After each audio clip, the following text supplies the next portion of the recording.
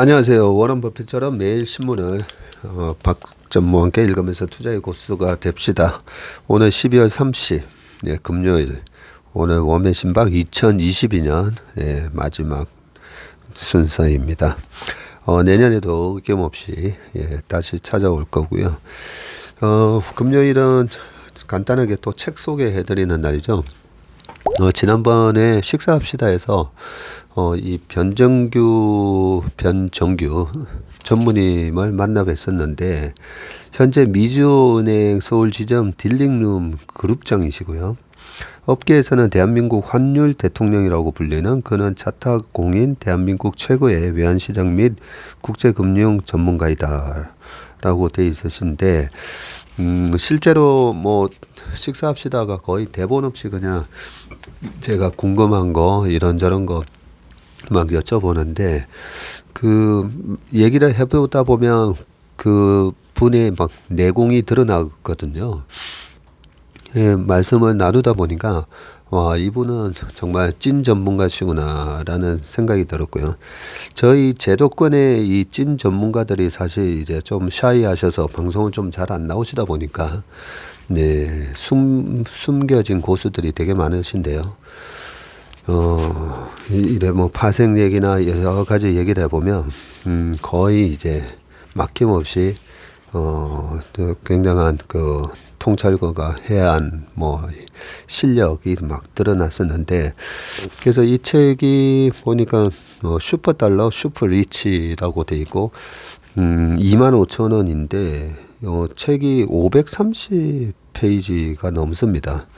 근데 목차부터 해서 내용을 쭉 보면 일단 외환하면 되게 어렵거든요. 우리가 파이낸스 공부할 때도 외환으로 들어가면 좀 어려운 부분이 있는데, 일단 책을 되게 쉽게 재밌게 쓰셨어요. 보니까 어려운 내용을 상당히 읽기 쉽게 재밌게 쓰셔가지고, 또 목차를 보면 얼마나 이래 좀 짜임새 있게 필요한 부분들을 다 담고 있는가라고 봤는데, 목차도 쭉 보면 웬만한 거에 다 있습니다. 얼마 전에 이제 뭐 러시아를 국제 스위프트에서 배제시키겠다 이랬을 때 뭐 스위프트가 뭐지? 요런 것도 뭐 다 들어가 있고요. 환율 전쟁과 역환율 전쟁, 뭐 외환시장에서 가장 많이 거래되는 현물환과 스왑 포인트 이해하기, 통화 스왑 금리는 무엇인가, 이 용어 자체만 보면 어우 머리 아파 뭐 이러는데, 내용을 딱 보면 내용을 되게 쉽게 설명을 했어요. 제가 봤을 때는 외환 관련된 책으로서는 우리나라에서 나온 책 중에 거의 베스트 책이 되지 않을까, 그런 생각을 해봅니다. 환율과 썸타기, 슈퍼달러 슈퍼리치, 변정규 그 전무님이 쓰신 책이었습니다. 그리고 신문 기사 오늘 5개를 가져왔고요. 오늘은 전부 다 참고로 중앙일보입니다. 배차 소바 신성장 산업은 사람 못 구해서 난리, 고용 명함이라고 돼 있는데, 제가 여러 번 말씀드리지만 사람을 막 구해야 되는 그런 기업들이 성장 산업이고요. 사람을 잘라야 되는 기업들은 일단은 리스크 관리 들어가야 되겠구나, 우리가 그렇게 생각해야 된다고 말씀드렸는데, 주요 대기업에서 지금 고용 한파가 불어닥치고 있지만 성장 산업에서는 사람을 구하지 못해 난리다. 삼성전자를 비롯한 일부 전자기업이나 배터리, 자율주행차 등 모빌리티, 소재 관련 기업이 대표적이다. 이들을 묶어서 배차소라는 별칭까지 나올 정도다. 무엇보다 배하면 배터리인가 보네요. 그리고 자율주행차, 차고 그 다음에 소재 해서 배차소군요. 배터리 업계가 몸집 키우기에 가장 적극적이고, 미국 내 관세 혜택을 받으려면 현지 설비 능력을 계속 늘려가야 하기 때문이고, 나아가서 글로벌 자동차 시장이 기존 내연기관 중심에서 배터리 기반의 전기차 중심으로 바뀌고 있다는 점도 주요 배경이다. 주요 성장 기업의 직원 수 추이라고 좋은 표가 나와 있네요. 하이닉스가 지금 회색 선이 2021년 6월이고요. 파란색이 2021년 12월, 그리고 빨간색이 2022년 6월. 요렇게 해서 실제로 직원 수 추이가 어떻게 되는지 나와 있는데, 하이닉스가 되게 어렵다라고 하는데 직원 수는 일단 늘어나고 있습니다. 그리고 모비스도 늘어나고 있고요. LG엔솔도 늘어나고 있고, SK온, 삼성 SDI, 포스코 케미칼, 삼성 바이오로직스, 셀트리온, 예, 요렇게 늘어나고 있는 부분이고, 그 밑에 SDI도 있네요. 네. 그리고 배터리 못지않게 포스코 케미칼 같은 화학 소재 기업들 역시 조직 규모가 꾸준히 커지고 있고, 포스코 케미칼은 최근 포스코 그룹이 추진 중인 아르헨티나 염호 개발의 최대 수혜자 중 한 곳으로 꼽히는데, 덕분에 상반기 1881명이던 이 회사 직원 수는 올해 상반기에 2073명으로 증가를 했습니다. 그리고 현대모비스 같은 자동차 부품 업체나 배터리 3사가 전기차 전환이라는 산업 패러다임의 변화에 힘입어서 조직 규모를 키우고 있다면, 바이오 관련 기업들은 미래가 더 주목받는 성장주라고 볼 수가 있는데, 업계 맏형인 삼성바이오로직스는 올 상반기 말 기준으로 직원이 4,329명에 달했는데 1년 전보다 814명이나 식구가 늘었다고 하고요. 같은 기간 셀트리온은 2,152명에서 2,195명으로 43명 늘었네요. 직원이 소폭 늘었다라고 되어 있습니다. 하이닉스 같은 반도체 기업도 꾸준히 인재 채용에 나서고 있다고 되어 있고요. 현대자동차도 2년간 총 700명의 기술직 생산직 새로 채용한다고 그렇게 되어 있고, 반면에 부가가치가 낮은 업종은 인력 부족에 시달리고 있는데, 이에 고용노동부는 고용 허가제를 개편해서 외국인 근로자의 체류 기간을 최대 10년 플러스 알파까지 늘리기로 했다고 이날 밝혔습니다. 2004년 도입된 현행 고용 허가제는 그간 큰 틀에 변화가 없어서 산업 현장 변화에 제대로 대응하지 못하고 있다는 지적도 많고요.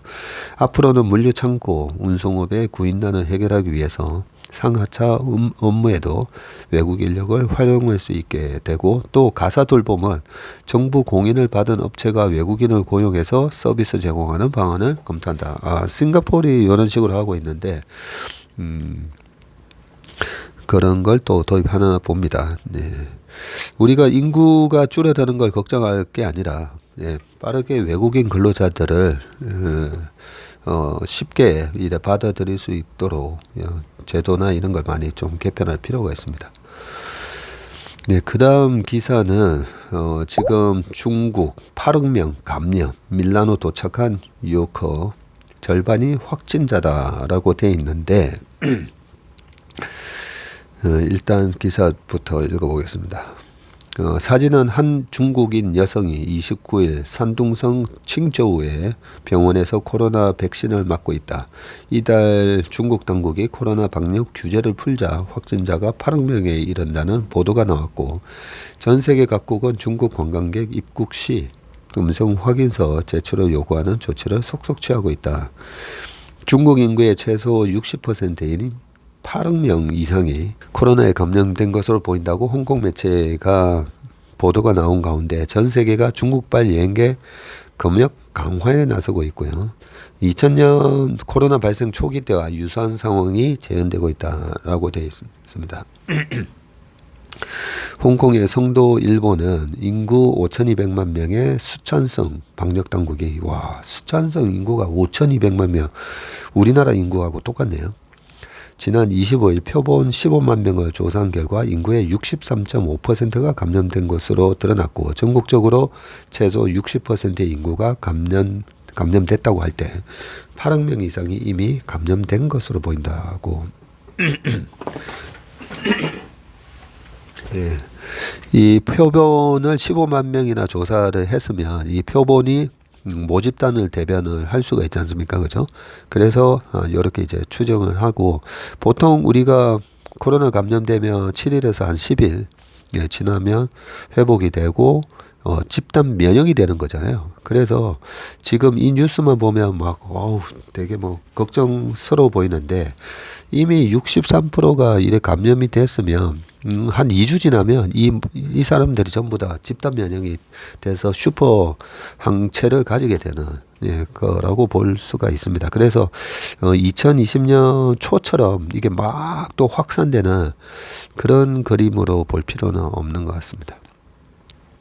네, 그리고 이탈리아 밀라노 당국은 중국발 항공기 2대에 탑승한 승객 212명을 상대로 코로나 검사를 해봤더니 절반에 가까운 97명이 양성 반응을 보였는데 중요한 거는 대부분 무증상이었다고 한다. 이게 우리나라도 지금 코로나 이제 위드 코로나로 가면서 주변에 많으시잖아요. 그죠? 나 코로나 걸렸어. 어제도 저녁 먹는데 저 지난주에 코로나 걸렸어 해도 뭐 아무도 뭐 옆에 오지 마 이런 거 안 하지 않습니까? 그죠? 예, 왜냐면 이게 그냥 일반 감기 수준이구나라는 걸 우리가 알기 때문에 네, 그래서 뭐 코로나가 절반이나 돼야 하는데 무증상이라는 거죠. 예, 우리도 거의 비슷하고요. 그래서 아무튼 그 약간 내가 건강에 좀 문제가 있고 조금 소위 말해서 허약 체질이라든지 기저질환이 있으신 분들은 좀 조심하셔야 되고 다른 분들은 우리 스스로가 뭐 거의 지금 한 3번 정도 걸렸다라고 저도 보는데 예, 우리도 다 이제 슈퍼 항체가 있기 때문에 너무 걱정을 안 해도 되지 않나 그런 생각입니다. 그리고 이 중국 부자들이 뭘 사나 마오타이보다 인기라고 하는 기사가 있어서 제가 마오타이보다 중국에서 최고는 마오타이인데 그게 뭘 사는지 궁금해서 봤더니 중국에서 코로나 환자가 급증하는 가운데 부유층이 화이자의 코로나 치료제 팍스로비드를 웃돈을 주고 싹쓸이하는 현상이 나타나고 있다. 미국산 약품이 사업 파트너, 친지 등의 환심을 살 관시, 관리용 선물 1호로 떠오르고 있다고 합니다. 파이낸셜 타임즈는 중국에서 부유층이 고령의 부모, 가족, 친구, 사업 파트너 등을 위해서 터무니없이 비싼 값에 팍스로비드 상당량을 사들이고 있다고 보도를 했고요.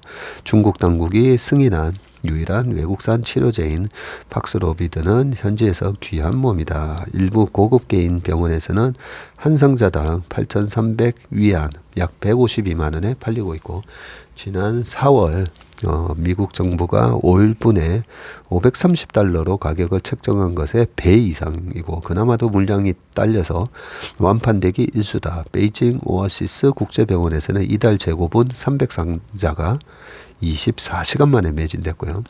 건강한 사람이 선물용으로 사들인 게 상당수라면서 인기 있는 술인 마오타이보다 더 탐난다는 이가 많다.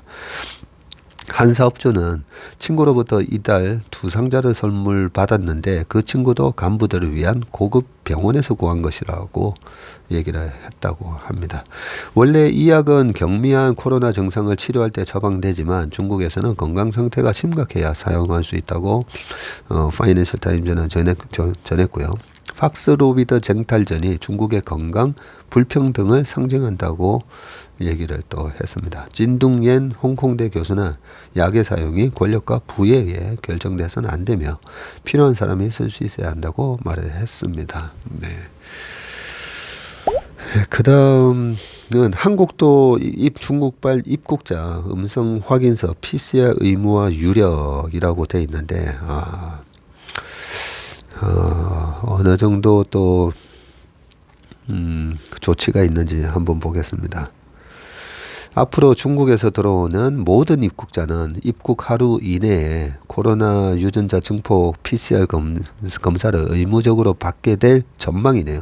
입국자들은 비행기 탑승 48시간 이내에 뗀 음성 확인서도 제출해야 할 것으로 보이고 방역당국이 29일 국가감염병 위기대응자문위원회를 열고 중국발 코로나 확산을 막기 위해 이러한 내용의 검역 강화 조치를 논의한 것으로 알려졌고요. 정부는 30일 중앙재난안전대책본부 회의에서 최종 방안을 확정해서 발표할 예정이다. 오늘 또 확정해서 발표할 건가 봅니다.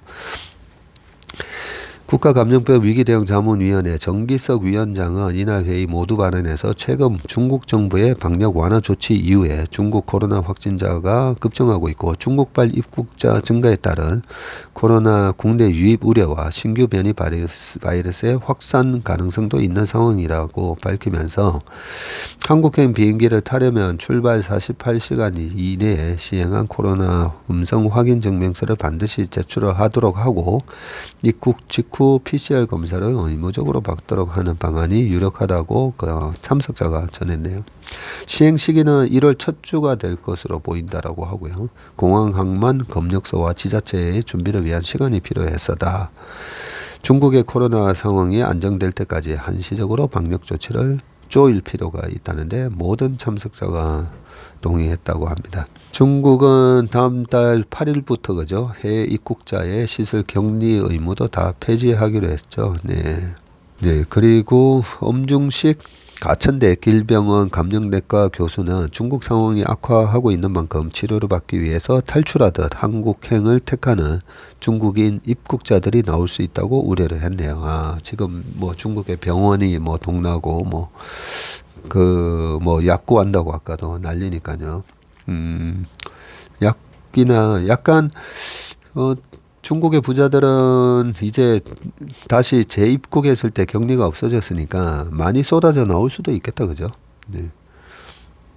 1월 말 춘절을 전후해서 중국인 여행객이 몰리면 국내 유행에 영향을 줄 수 있다면서 정부가 실내 마스크 착용 의무 해제를 1월 말로 예고를 했지만 중국 상황을 면밀하게 살펴보면서 결정해야 한다고 강조를 했습니다. 그 다음 기사는 금리 인상 여파 올해 코스피 시가총액 430조 날라갔다 라는 기사입니다. 어제까지 배당락 이후에 뭐 반등다운 반등을 못 주고 끝나다 보니까 굉장히 좀 스트레스가 많은 그런 투자자들에게는 스트레스가 많은 하루였고 뭐 하루뿐만 아니라 결국은 올해 전체적으로 굉장히 힘든 한 해였습니다. 저희도 마찬가지고요. 네. 왜 이렇게 좀 힘든가라고 봤더니 2000년도에 1년 수익률이요 50.9% 빠졌고 2008년도에 40.7% 빠졌고요. 그리고 올해 24.9% 빠졌습니다.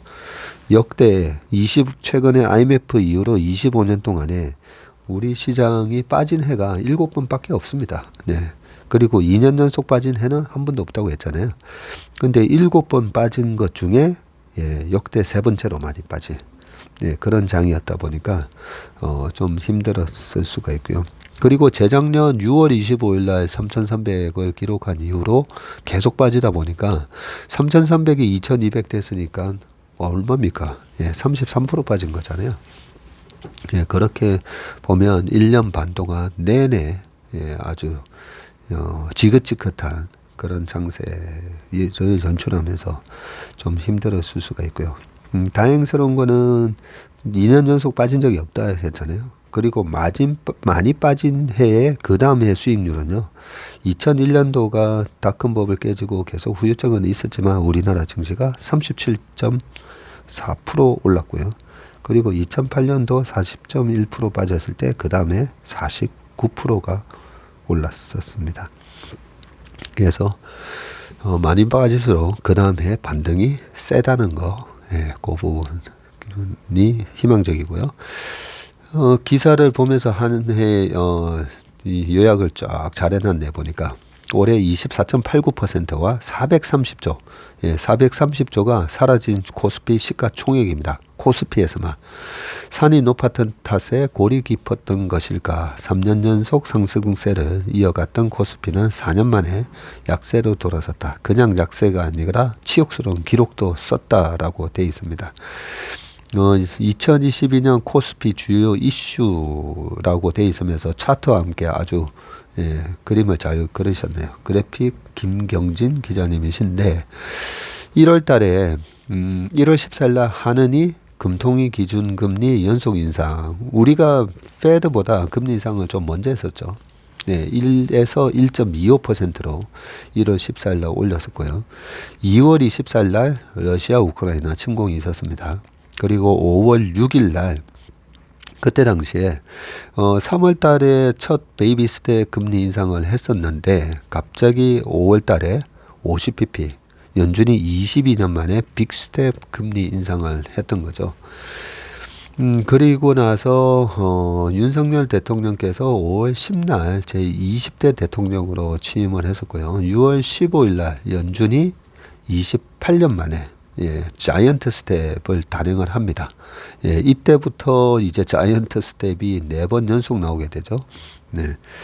6월 15일 날 했고 7월 28일 날 또 두 번째 자이언트 스텝을 했고 그러고 나서 또 9월 달 그리고 이번에 또 11월 달 그리고 12월은 또 50bp 인상 4번 자이언트 스텝하고 한 번 또 50bp 인상하고 그랬었는데 7월 13일 날 한은도 금통위 사상 첫 빅스텝 50bp 인상을 하면서 1.75에서 2.25로 만들었었고요. 이때부터 부동산이 좀 가파르게 이제 떨어지기 시작하죠.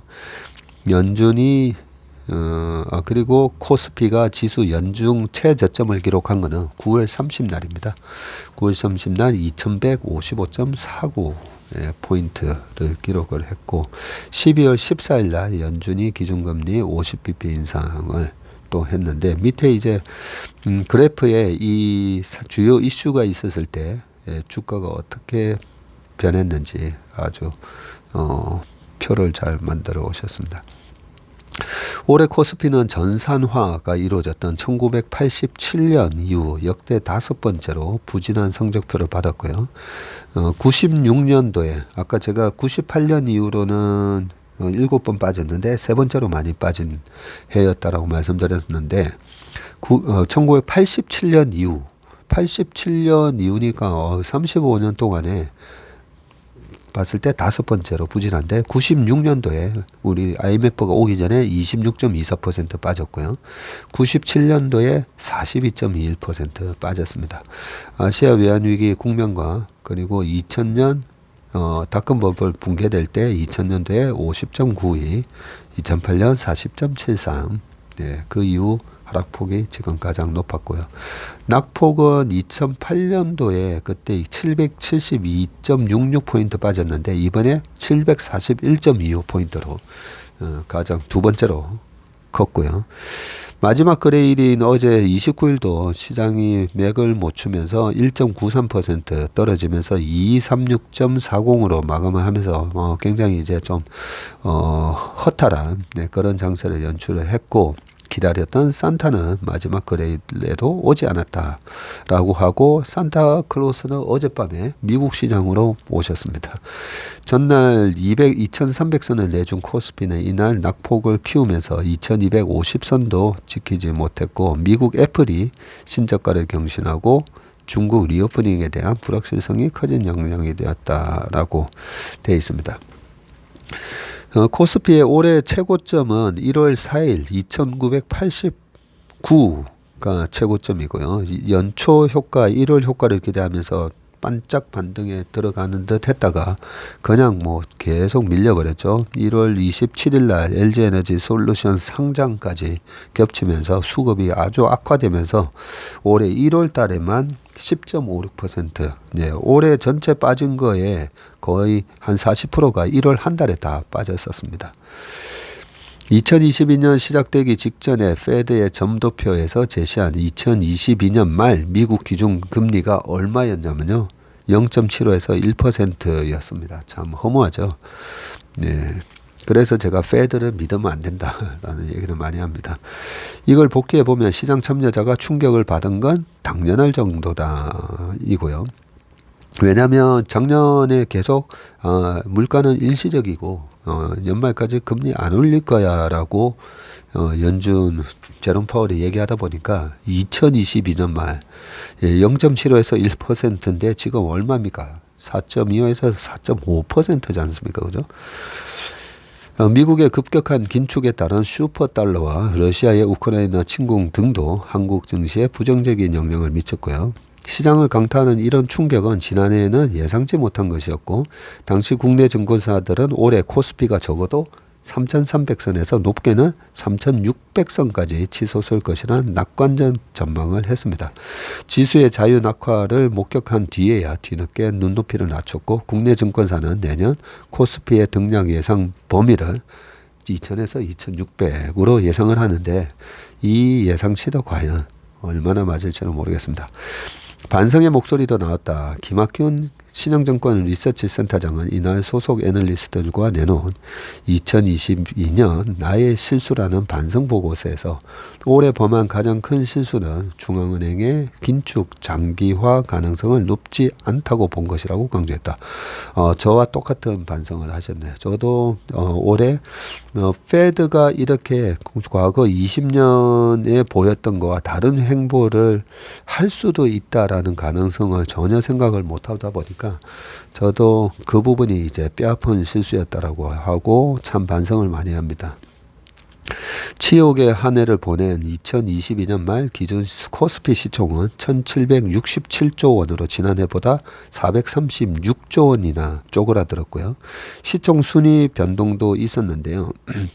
삼성전자는 시가총액의 18.68%를 차지하면서 1위를 지켰지만 LG에너지솔루션이 이제 2등이고 그죠? 삼성바이오로직스, 하이닉스, LG화학이 뒤를 이었고 하이닉스는 지난해 2위에서 4위로 내렸었고 네이버가 3위에서 9위까지 밀렸습니다. 코스피 등락률은 주요 20개국 G20와 아시아 국가를 포함한 27개국 중에서 25위. 27개국 중에서 25위, 5등으로 좀 참담한 성적을 보였습니다. 연초 코스닥도 더 참담한데요. 연초 1033.98로 거래를 시작한 코스닥이 679.29로 마감을 하면서 34.3% 하락을 했습니다. 올해만. 코스닥 시총은 315조 원으로 지난해 말 대비해서 131조 원 감소를 했습니다. 코스닥 시총이 315조, 코스피가 1767조, 합치면 2082조네요. 2082조, 2080조. 예. 야, 한때 두 개 합쳐가지고 거의 2800조 가까이 됐던 걸로 기억을 하는데, 올해 성적이 그렇습니다. 마지막 기사는 탄생 150년 라흐마니노프가 사랑을 받는 이유입니다. 제가 마지막 기사를 라흐마니노프 요 기사를 따온 게 우리가 투자하다 보면 거죠. 아까 말씀드렸잖아요. 25년 동안 7번 빠졌고 또 그 다음에 다 올라갑니다. 올라가는데 너무 이제 이 투자의 그 중간 과정에 이런 변동성에 너무 스트레스를 받으시는 분들 많고 저도 스트레스 받아가지고요.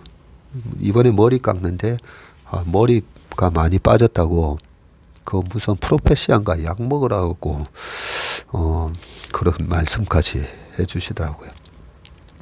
그래서 우리가 인생을 계속 좀 제가 늘 강조하는 행복한 투자자가 되려면 이 스트레스를 계속 뭐 시세를 보면서 견디는 게 아니라 다른 거 여러 가지 좋은 음악이나 좋은 사람들하고 좀 어울리고 여행도 가시고 그렇게 시간이 지나다 보면 다 해결이 되기 때문에 제가 좋아하는 라흐마니노프 기사가 나와서 150년 사랑받는 이유. 한국의 18세 청년이 피아니스트들에게 최고의 난곡으로 손꼽히는 노도 같은 작품을 서핑하듯 뛰어넘어 정상에 올랐죠. 임윤찬이 반 클라이반 콩쿠르의 결선에서 포츠머스 심포니와 라흐마니노프의 피아노 협주곡 3번을 연주했을 때가 올해 우리 클래식 음악계를 대표하는 한순간이 아닐까 합니다. 2023년은 바로 그 곡의 작곡자이자 피아니스트인 세르게이 라흐마니노프가 탄생한 150주년을 맞는 뜻깊은 해입니다. 1873년에 탄생해서 1943년에 돌아가셨네요. 딱 70년 사셨네요. 라흐마니노프는 작곡가로도 유명하지만 20세기를 대표하는 최고의 피아니스트였고요. 거구의 일반인의 2배인 엄청나게 큰 손의 소유자였고 기교도 뛰어났고 그래서 보통 피아니스트들은 연주하기 어려운 곡들을 썼습니다. 라흐마니노프는 1873년 4월 1일 날 제정 러시아의 노브고로드에서 태어났고 부모님이 둘 다 유복한 귀족 집안이었는데 그가 9세 때 아쿠아일로를 이었던 가정 경제는 파산으로 이어졌고 부모님은 이혼하고 아버지는 가족을 떠났고 어머니는 아들을 모스크바 음악원에 전학을 보냈고요. 음악원 시절 그의 연주는 점차 두각을 나타내서 1891년 18세 때 모스크바 음악원 피아노과에서 1위에 입상을 하고 또 그의 피아노 협주곡 1번을 완성을 했네요. 와, 잠깐만 나이가 18세 때. 이야. 라흐마니노프는 1895년 고향 교향곡 1번을 완성을 했는데요. 1897년 글라즈노프 G로 초연했는데 참담한 실패로 끝났고요. 이로 인해 그가 신경쇠약과 무기력증에 걸렸다는 사실은 유명합니다. 모스크바의 정신과 의사인 니콜라이 달 박사로부터 체면요법을 받았고 치료에 힘입어서 그의 신경증은 점차 회복되는데 1901년 그의 걸작 중에서도 찬연히 빛나는 피아노 협주곡 2번이 완성이 됩니다. 피아노 협주곡 2번은 크렘린의 종소리라는 별명과 어울리는 도입부의 피아노 터치가 참 인상적인데 영화 드라마 CF에 사용된 피아노 협주곡 중 인기곡입니다. 특히 이 악장을 주제로 사용한 에릭 카멘의 All by Myself는 유명한 팝 명곡입니다. 네, 그리고 뭐 쭉 돼 있고요. 올해 6월 반클라이번 콩쿠르 결선에서 라흐마니노프의 피아노 협주곡 3번을 연주하면서 우승한 임윤찬 씨 사진 나오는데 너무 멋있습니다. 약간 이번에 그 가나전에서 골 2골 넣은 우리 그 조규광 선수인가? 네, 하고도 좀 비슷하게 닮았네요. 보니까 요즘은 실력도 좋고 얼굴도 다 보면 다 참 미남입니다. 1909년부터 미국 각지를 연주 여행하면서 걸작인 피아노 협주곡 3번을 작곡을 하고 1912년에는 가곡지 OP 34번을 작곡했는데 마지막 곡이 그 유명한 보컬리제입니다. 1917년 라흐마니노프는 10월 혁명의 물결이 휩쓰는 러시아를 떠나서 1918년 미국으로 건너가 이때부터 피아니스트로 활동을 했네요. 네. 그리고 26년에 피아노 협주곡 4번을 작곡하고 31년 내에 스위스 루체름 호수의 별장을 짓고 파가니니 주제에 의한 랩소디 교향곡 3번을 작곡을 했습니다. 2차 세계대전이 가까워오자 스위스에도 머무를 수 없게 되자 최후의 작품인 교향적 무곡은 미국 롱아일랜드에서 작곡을 했고 42년도에 캘리포니아의 베버리 힐즈로 이주를 했다가 43년 3월 28일 날 70세 생일을 앞두고 자택에서 사망을 하면서 모스크바에 묻히기를 바랬지만 지금 뉴욕 켄시코 공업묘지에 안정되어 있습니다. 라흐마니노프의 음악이 사랑받는 이유는 무엇일까요? 그는 19세기의 낭만적인 정서를 끊임없이 연구하고 그것을 온몸으로 받아들였고요. 그래서 그의 피아노 곡이나 가곡은 낭만주의의 전형을 보여줍니다. 라흐마니노프는 마음에 비친 감상을 음을 통해 표현하려고 했고요. 깊은 의미를 띠는 대신에 쉽고 친숙하며 직접적으로 다가와 기억에 오래 남는 라흐마니노프의 음악은 앞으로도 그 대중성을 잃지 않을 것 같습니다. 라는 기사입니다. 네, 올해 한 해 너무 수고 많으셨고요. 네, 많은 격려와 감사의 댓글 그리고 중간중간에 한 번씩 저의 긴장감을 놓치지 않게끔 또 많은 또 꾸지점이나 이런 글들을 적어주신 분들한테도 다 감사를 드립니다. 올 한 해 건강하게 한 해 마무리 하시고요. 이렇게 꾸준히 또 애독해 주신 여러분들 덕분에 저도 매일같이 이렇게 신문을 챙겨서 예전에 혼자 읽을 때는 가끔씩 많이 신문을 못 읽는 경우도 많았는데 여러분들 덕분에 저도 같이 하루도 빠지 않고 이렇게 신문을 읽게 돼서 너무나 도움이 많이 됐습니다. 너무나 감사드리고요. 연말연시 행복한 연말 보내시고 새해 다시 찾아뵙도록 하겠습니다. 고맙습니다. 새해 복 많이 받으십시오.